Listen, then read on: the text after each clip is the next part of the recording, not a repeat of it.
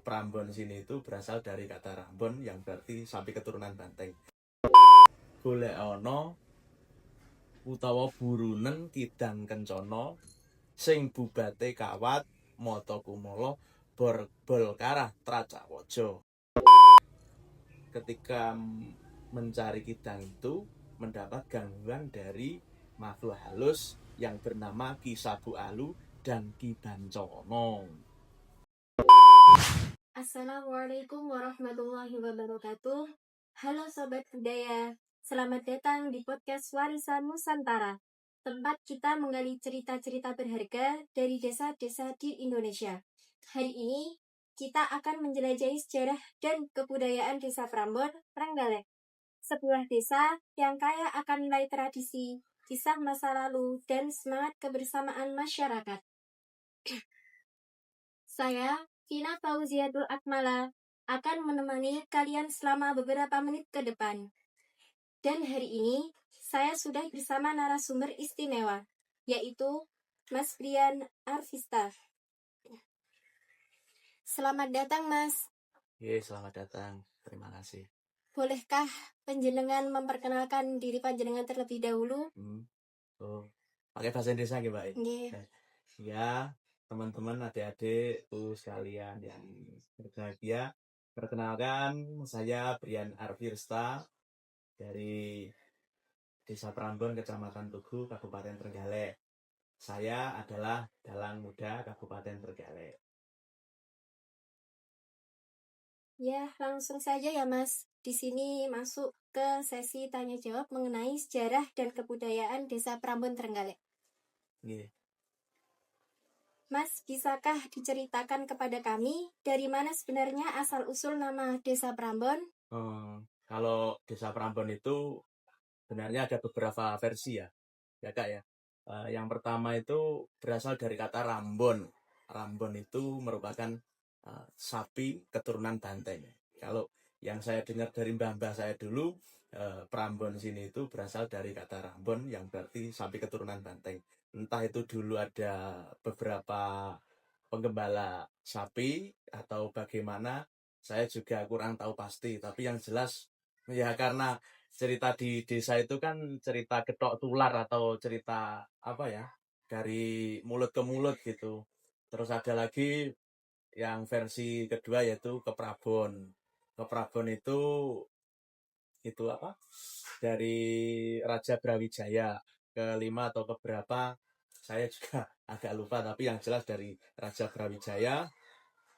Kemudian ada pasukannya ke sini, kemudian mendirikan suatu wilayah, akhirnya dinamakan Keprabon atau wilayahnya para bangsawan gitu. Yang versi ketiga itu berasal dari kata Perabon. Tadi Keprabon, sekarang Perabon. Perabon itu adalah sebuah wilayah yang terdiri dari beberapa pedukuhan kemudian dijadikan satu. Mungkin ya semacam kelurahan atau ya kademangan pada waktu dulu. Tapi yang paling terkenal yang di Prambon ini berasal dari kata Rambon. Rambon itu ya itu tadi sapi yang keturunan banteng.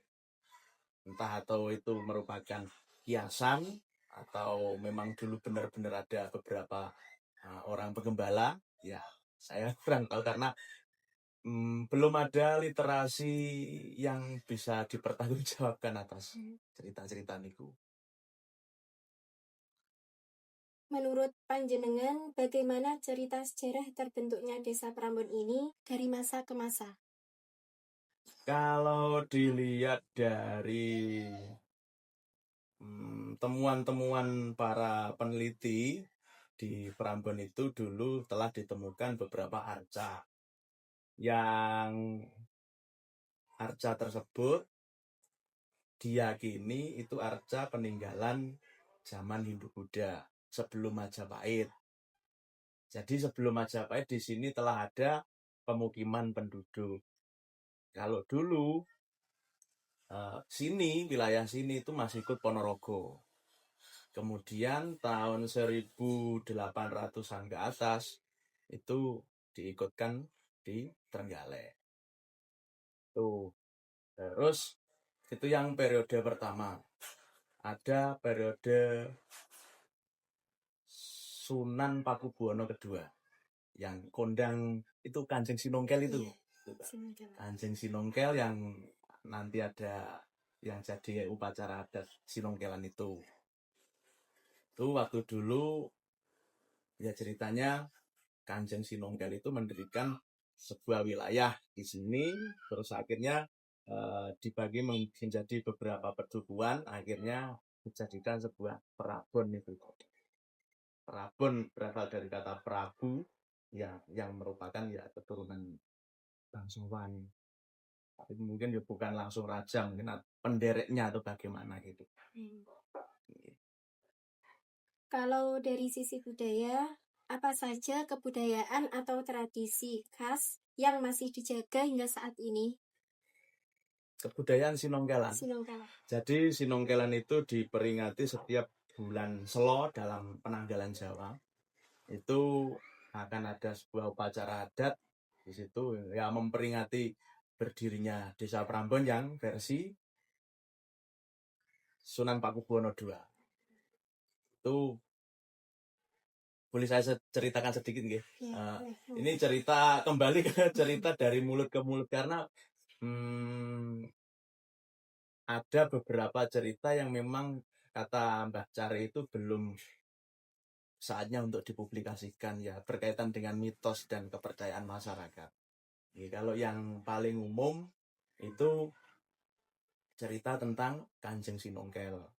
Kanjeng Sinongkel yang konon katanya merupakan Sinuwun Pakubuwono II dari Keraton Surakarta lari ke daerah Jawa Timur karena di sana ada geger.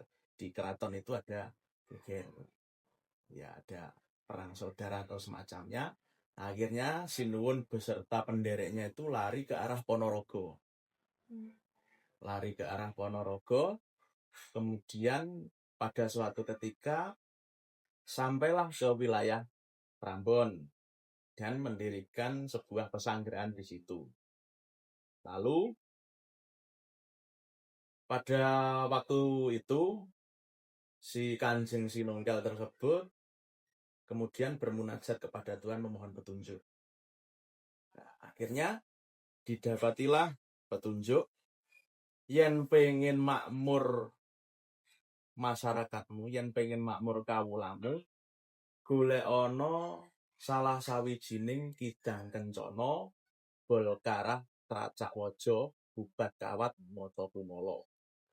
Nah, kemudian Kanjeng Sinongkel mengutus kepada patihnya.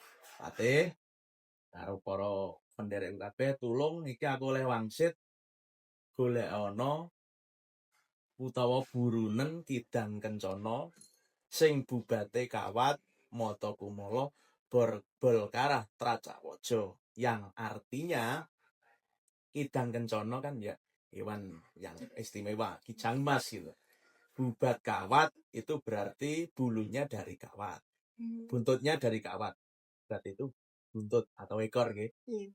Nah, bubat kawat mata kumala berarti matanya itu dari merah delima yang menyala seperti kumala, hinten kumala itu. Bolkarah itu mohon maaf, bokongnya itu dari karah atau dari gumpalan besi. Tracak Waja, tracak itu adalah kuku kijang itu ya dari besi. Kemudian sampai berhari-hari bahkan berbulan-bulan Patih beserta rombongannya itu mencari di hutan-hutan sekitar itu sini. Dan ada versi ketika mencari kidang itu mendapat gangguan dari makhluk halus yang bernama Ki Sabu Alu dan Ki Bancono. Itu versi pertama. Yang versi kedua tidak mendapat gangguan tapi tidak juga mendapat hasil. Kemudian Patih kembali ke Sinuwun tadi. Intinya banyak prajurit yang mati kelaparan dan lain sebagainya. Kemudian Sinuwun minta petunjuk lagi, bermunajat kepada Tuhan. Akhirnya mendapat petunjuk bahwa sebenarnya Kidang Kencono itu tadi hanya sebuah hiasan yang harus dipecahkan. Jadi kalau orang Jawa mengatakan sinamuning samudono, itu berarti sinamuning samudono itu orang Jawa itu senengannya kan dengan simbol-simbol lah. Ternyata itu merupakan simbol Kijang Kencono itu adalah sebuah pendirian yang kuat. Bubat kawat moto kumolo bol karang Tracawojo itu merupakan petunjuk intinya kalau pengen hidup makmur ya harus sayek saiko kakti, kalau orang Jawa mengatakan harus gotong royong menjaga persatuan dan kesatuan, jangan sampai ada yang bermusuhan. Akhirnya itu kemudian akhirnya bergotong royong membangun desa, jadilah desa Prambon ini. Ini yang paling terkenal versinya seperti itu, walaupun juga banyak versi-versi yang lain. Dulu pernah sih ada beberapa peneliti dari provinsi, dari nasional juga datang ke sini, tapi pada akhirnya belum sempat dilanjutkan sampai sekarang. Itu sekilas tentang sejarah Desa Prambon. Lanjut di pertanyaan berikutnya ya Mas. Yeah. Apakah ada kesenian lokal yang berasal dari Desa Prambon sendiri? Kalau kesenian lokal yang masih rutin ditampilkan? masih Ya. sekarang sebenarnya dulu waktu saya kecil kesenian lokal itu banyak, walaupun kesenian lokal itu hanya berupa ketoprak, jalanan, ludruk, wayang orang itu juga ada, Aryo Ponorogo. Tapi kalau sekarang ya walaupun sudah jarang-jarang ya jaranannya itu yang masih eksis, termasuk di sanggar saya sendiri ini berusaha mengurip-urip, bukan hanya nguri-uri, tetapi berusaha menghidupkan kembali kesenian-kesenian yang hampir punah. Ini seperti properti-properti yang di belakang ini juga itu untuk jalanannya seperti itu. Wayang pun juga ada, saya sendiri juga sebagai dalang dan ya beberapa kali pentas di Prambon sini. Itu siapa saja yang biasanya terlibat? Apakah anak muda juga masih mengikuti acara tersebut? Masih, sebenarnya masih dan kami terus berupaya untuk regenerasi dari berbagai generasi gitu. Kalau yang tua sudah sepuh, kemudian ya walaupun mencari generasi sekarang itu tidak segampang waktu saya kecil dulu, karena apa ya, sudah kalah dengan teknologi dan kesenian kan hanya statis gitu-gitu aja. Tapi kalau untuk di wilayah Prambon, saya sendiri merasakan anak-anak itu seperti kurang gitu untuk rasa keinginan untuk melestarikan itu. Bagaimana dengan kegiatan keagamaan dan tradisi sosial seperti tahlilan, selamatan, atau sedekah bumi? Apakah di sini masih dilestarikan? Masih dilestarikan ya. Tahlilan lingkungan itu masih, sedekah bumi itu juga setiap tahun yang sinongkelan itu.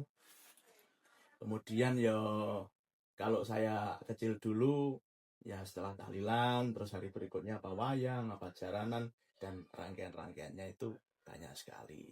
Walaupun saya sendiri merasakan semenjak setelah COVID ini acara-acara seperti itu sudah semakin meredup dan skalanya tidak sebesar dulu. Saya pengen suatu saat dan pengen apa ya istilahnya menghidupkan itu semua.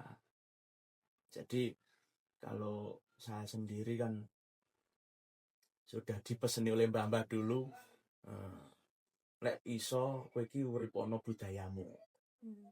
Karena agama dan budaya itu tidak bisa menyatu namun bisa berjalan beriringan.